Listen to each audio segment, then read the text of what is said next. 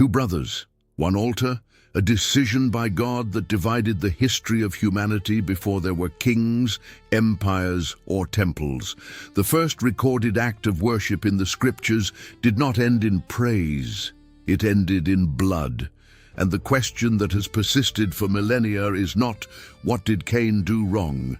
It is why God rejected before Cain acted. Put it in perspective. You are the first human being born into the world. There is no school, no established culture, no recorded history before you. You have no grandparents to consult, no inherited religious tradition, no temple, no priest, no written law. Everything you know about God came from two adults who once lived in a perfect garden and were expelled before you were born. That is the inheritance of Cain. That is the world in which Abel grew up. And it was in that world, without precedent, without codified ritual, without a theologian to consult, that the two brothers came before the Creator of the universe with offerings in their hands, and everything fell apart. To understand why God did what he did, you first need to understand where this story truly begins. It does not begin at Genesis chapter 4, verse 3, when the offerings are presented. It begins at verse 1, with a name. Now Adam knew Eve, his wife, and she conceived and bore Cain. Eve declared with that birth, "I have acquired a man from the Lord." The name Cain in Hebrew is Cain, meaning to acquire, to possess, to conquer, to produce. Eve was celebrating.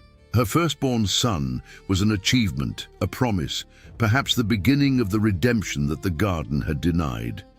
In a world that had just been cursed with sweat, thorns, and pain, that boy was a sign of hope and continuity. And then came the second son. And again she bore his brother Abel. The text is laconic, almost hurried. No statement from Eve is recorded. No name celebrated with proclamation. Abel in Hebrew is Hevel, a word that appears 38 times in the book of Ecclesiastes, where it is translated as vanity, breath, vapor, something that exists for a moment and is gone, something that leaves no trace after dissipating into the air. Abel was named with the word that describes the ephemeral, the transitory, that which does not persist in the material world.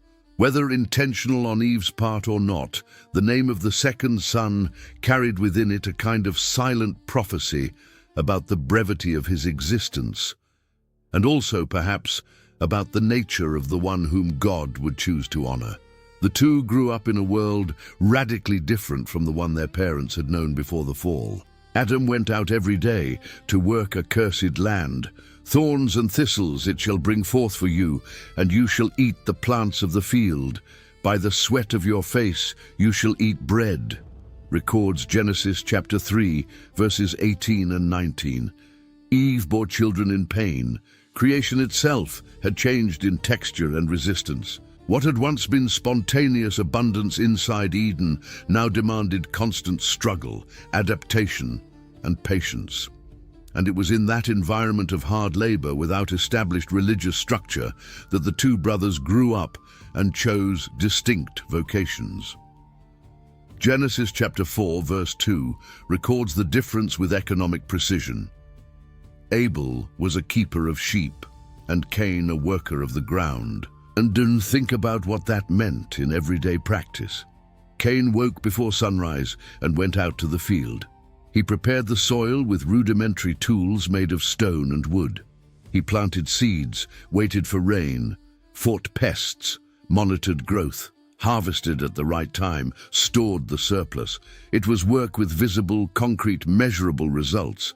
You plant, you manage, you harvest. Effort yields tangible and quantifiable return. Cain produced the bread the family ate.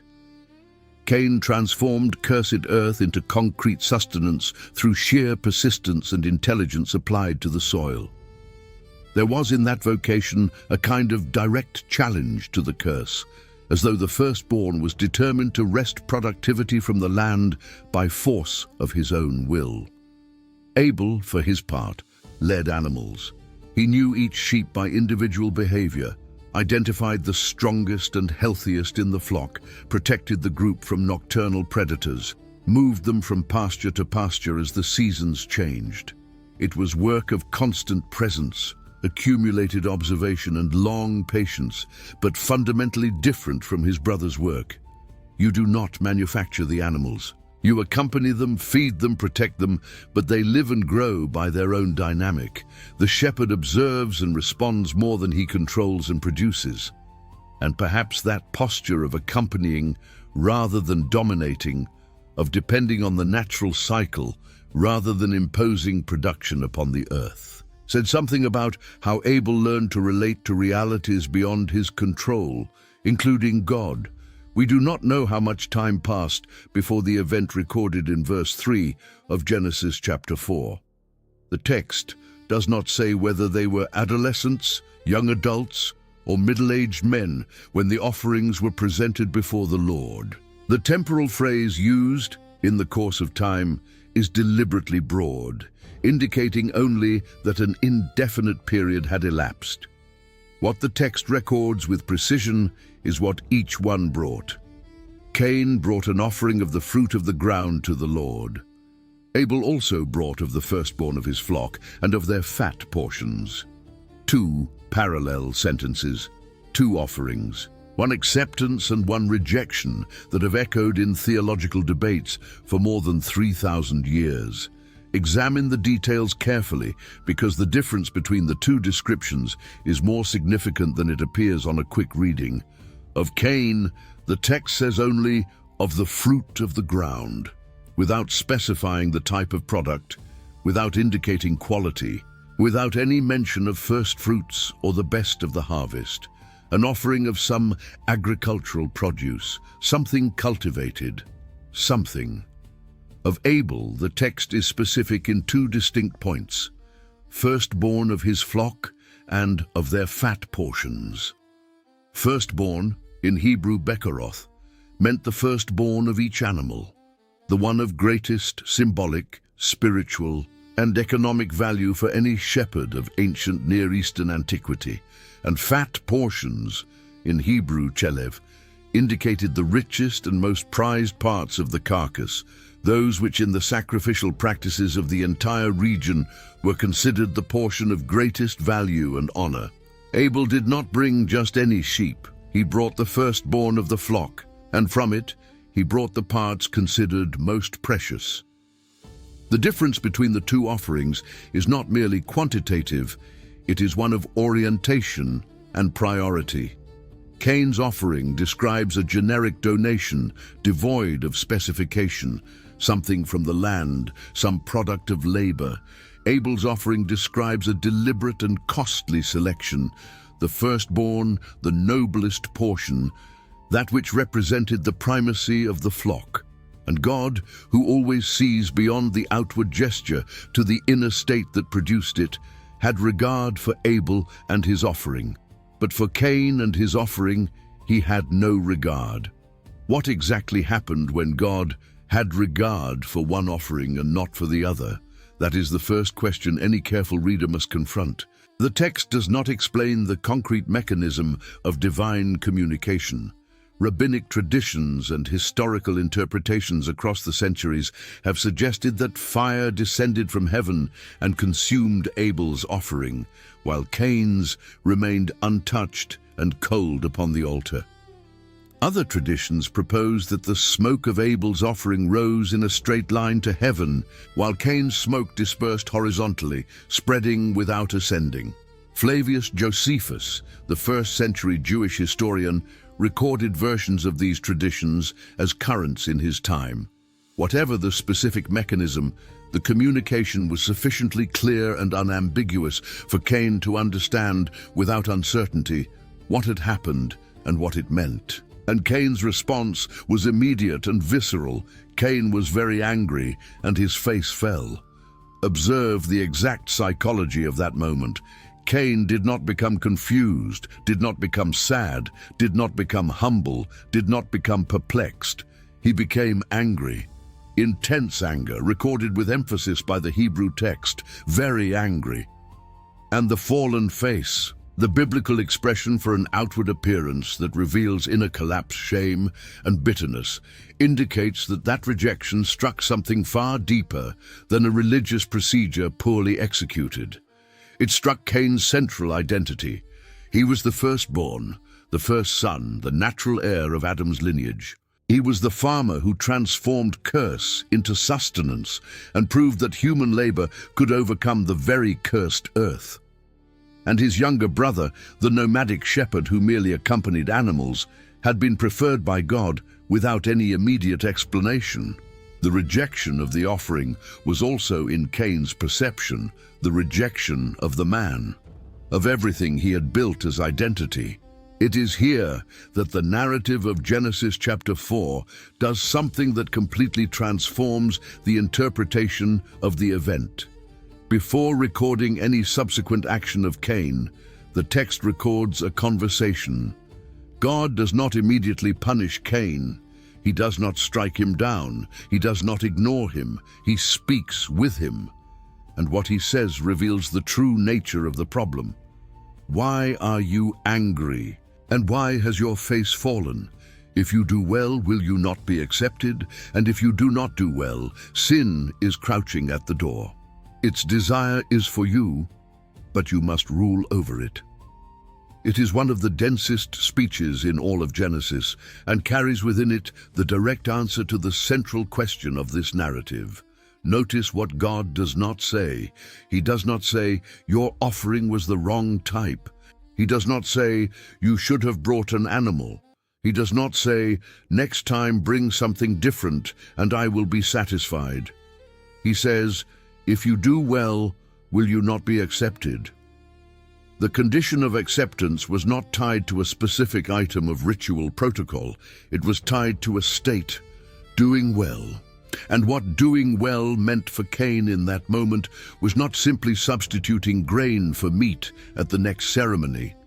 It was the internal state that preceded and undergirded any outward gesture. It was the orientation of the heart that determines whether an act of worship is genuine or a performance of obligation. The letter to the Hebrews, written approximately 1900 years after the event recorded in Genesis, provides the interpretive key that the original text leaves implicit. Hebrews chapter 11, verse 4. By faith Abel offered to God a more acceptable sacrifice than Cain, through which he was commended as righteous, God commending him by accepting his gifts. And through his faith, though he died, he still speaks. Die, one word explains everything. Faith. Abel offered by faith. Cain, by the contrast the text makes clear without needing to state it, did not offer by faith. This distinction is the key that unlocks the entire narrative. But this raises a question that scholars have debated intensely across the centuries. What does it mean to offer by faith in a context where there is no written law? No systematized revelation, no Torah, no established priesthood? Faith based on which specific revelation?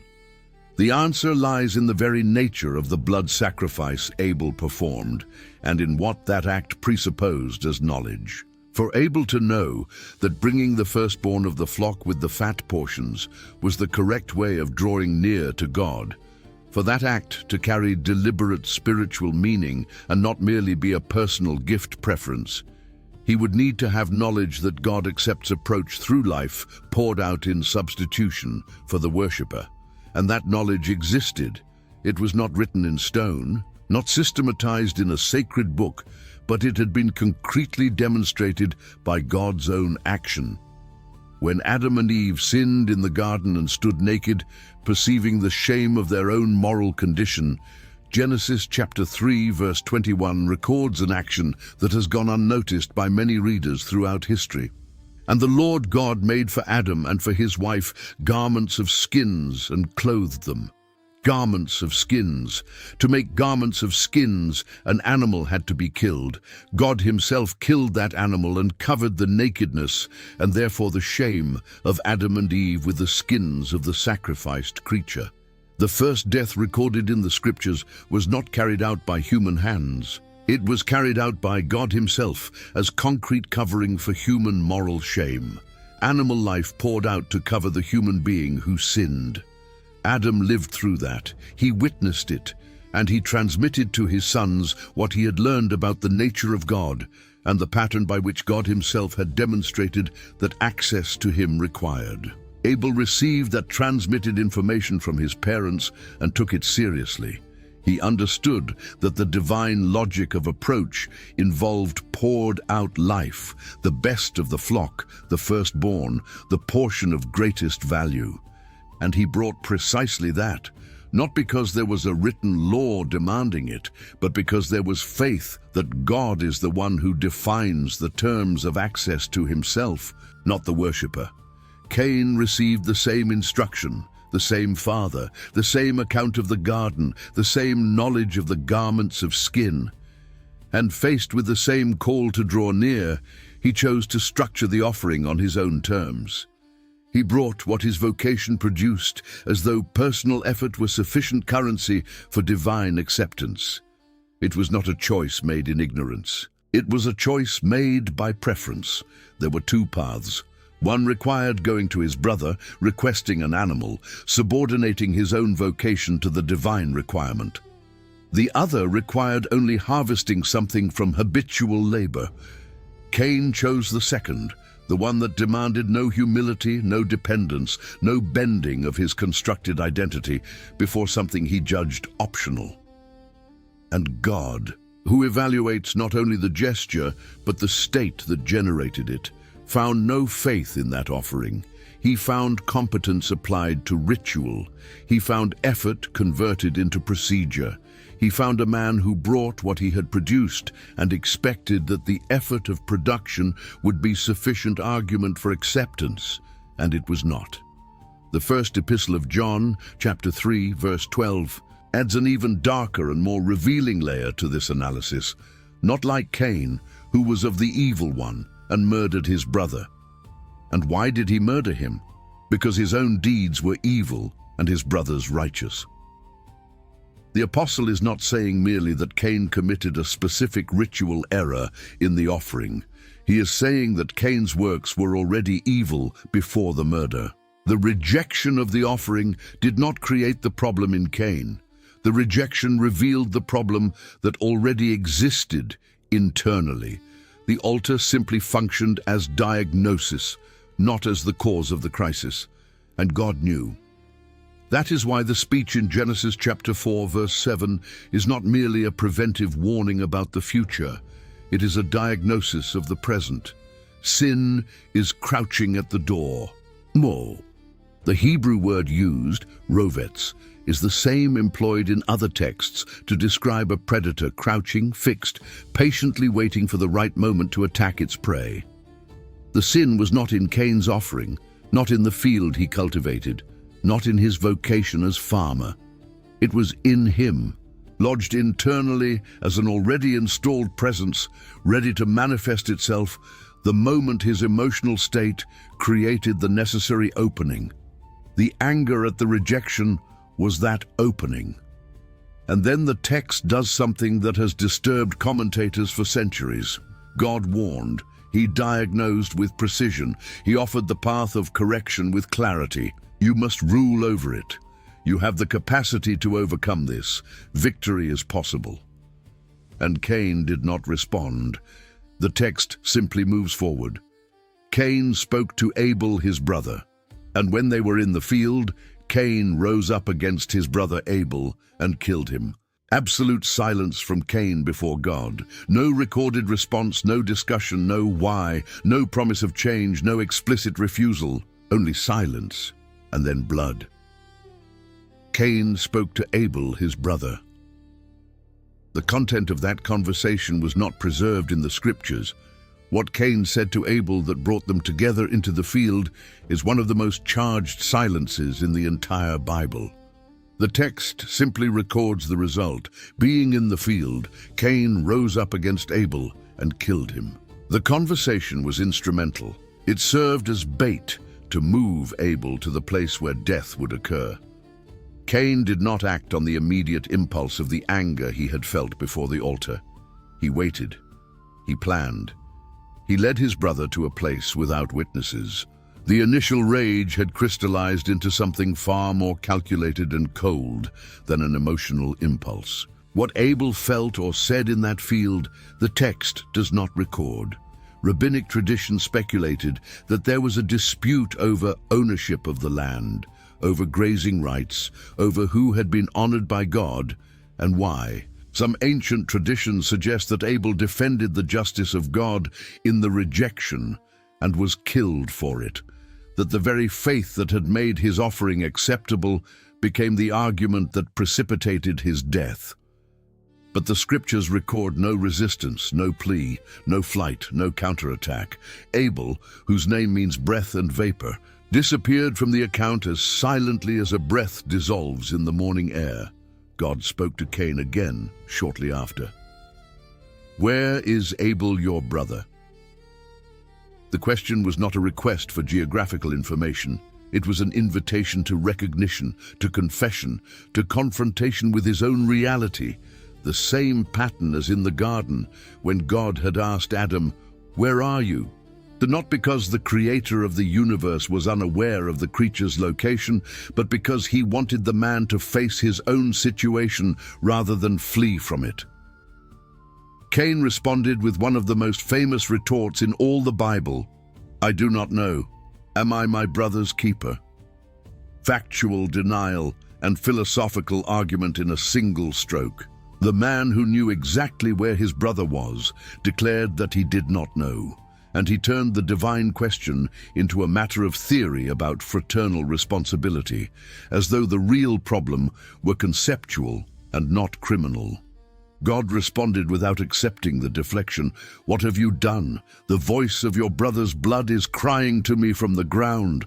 The blood of Abel cried out. The expression is one of the most powerful in all of biblical text. The blood of someone unjustly slain does not remain in silence, absorbed by the earth. It echoes, it reaches, it demands a response.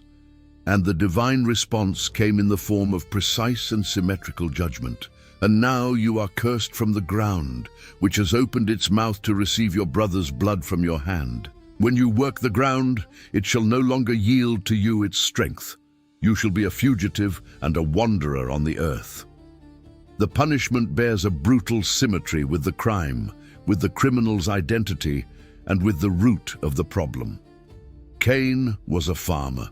His central identity, his vocation, his livelihood, his pride, and his skill were rooted in his relationship with the earth. He was the one who had transformed cursed ground into productive field, and it was precisely the earth that was taken from him as a direct consequence. The same ground that had drunk Abel's blood now became territory of curse and refusal for Cain. The soil he had cultivated through decades of sweat, which he had bent by the force of constant labor, would now deny him productivity permanently. No longer would the earth obey his hand, and beyond that, perpetual exile, constant movement without a fixed destination, without field, without home, without roots, the exact opposite of everything a farmer needs, values, and builds as identity. Cain's response to the judgment is unexpected and disturbing for different reasons than the initial anger. There was no challenge, no denial, no bargaining. There was fear. "My punishment is greater than I can bear. Behold, you have driven me today away from the ground, and from your face I shall be hidden. I shall be a fugitive and a wanderer on the earth, and whoever finds me will kill me."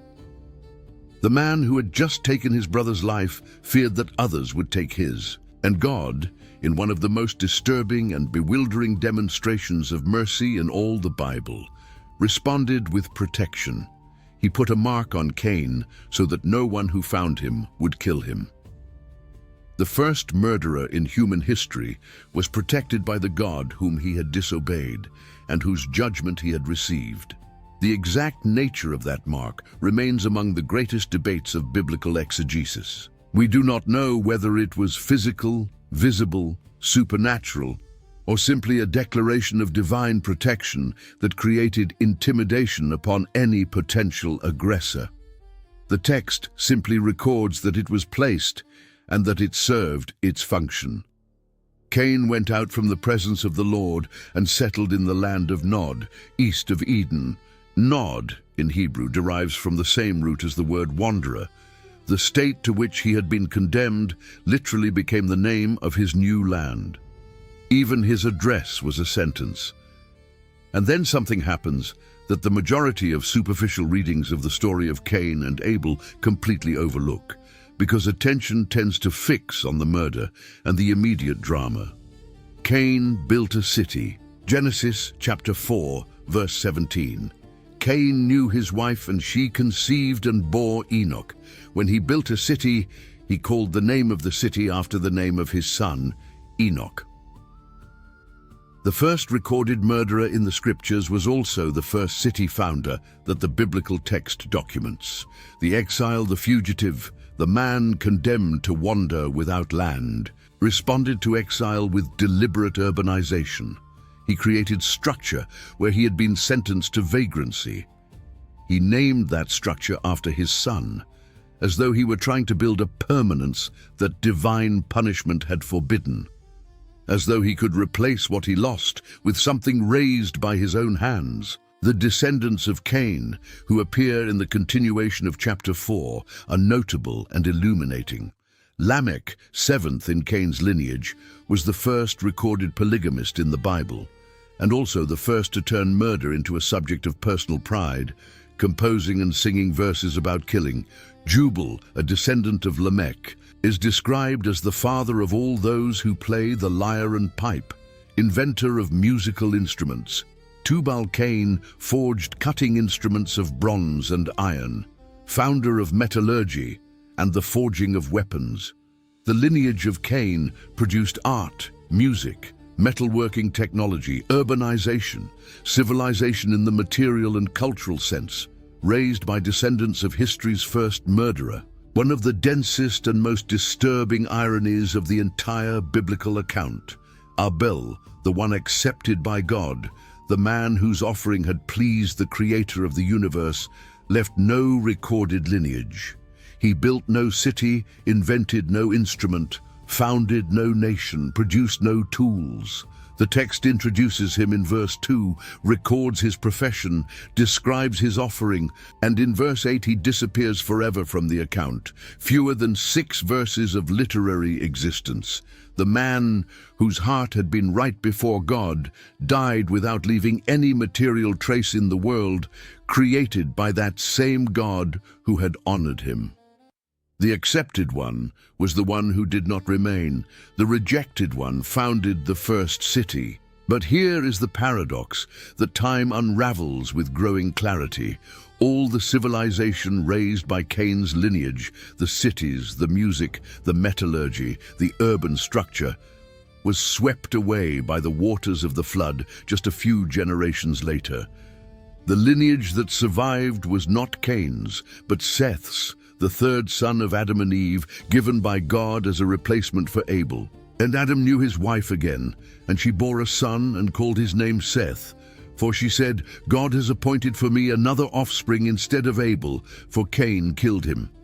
And from Seth came Enoch the walker, Noah the builder, Shem, Arphaxad, and the chain that would traverse the centuries to Abraham, Isaac, Jacob, and the entire history of the people of Israel. Examine what survived and what did not. The cities of Cain's lineage no longer exist. The music of Jubal has not been preserved. The tools of Tubal-Cain turned to dust millennia ago. No archaeologist has found the foundations of the city of Enoch. Nothing of the material work of that lineage has crossed time, but the testimony of Abel remains, not in stone, not in ruin, not in archaeological record. It remains in a single sentence of a letter written in Greek in the 1st century, citing an anonymous shepherd from a morning prior to any recorded civilization. Hebrews chapter 11, verse 4. By faith, Abel offered to God a more acceptable sacrifice than Cain, through which he was commended as righteous, God commending him by accepting his gifts. And through his faith, though he died, he still speaks. One sentence written approximately 1900 years after the event, by an author who was not there, about a man who left no writings, founded no nation, prophesied nothing, built no structure that archaeologists can excavate. Abel entered the only hall of fame that transcends empires, not for what he built, but for the internal state with which he drew near. The criterion was not the gift, it was who brought the gift. And while the city of Enoch, founded by the murderer, no longer exists, while all the civilization raised by Cain's lineage was swept away by the flood and by history, the testimony of Abel remains, not in stone, not in identifiable archaeological ruins. In a single line of a chapter of a letter written in Greek, citing a sheep farmer whom no camera ever filmed, whom no scribe immortalized in his own time, whom no contemporary elected as model or symbol. The voice of Abel's blood cried out from the ground. 2,000 years of history later, it still cries out from the pages. Some records survive not because they were engraved in resistant material, but because what they record is in itself indestructible.